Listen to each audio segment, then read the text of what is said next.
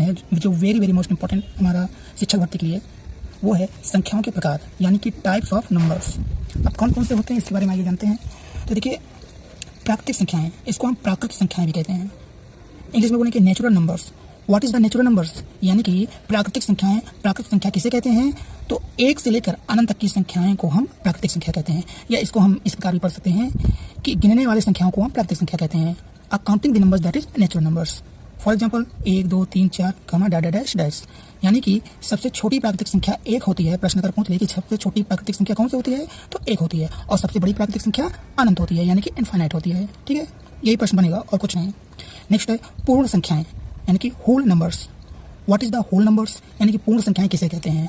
तो शून्य से लेकर अनंत की संख्याएं, यानी शून्य से लेकर अनंत तक की संख्याओं को हम पूर्ण संख्या कहते हैं, यानी कि होल नंबर्स कहते हैं। या इसको ऐसे भी पढ़ सकते हैं कि प्राकृतिक संख्याओं में जीरो को सम्मिलित कर लेने के बाद जो एक परिवार बनता है, जो एक श्रेणी बनता है, जो एक सीरीज बनता है, उसे हम पूर्ण संख्या कहते हैं। ठीक है, तो यहाँ पे जो डिफिनेशन लिखा हुआ है, जो मैं एक्स्ट्रा बताता हूँ, उसको भी आप लोग नोट करते जाइएगा।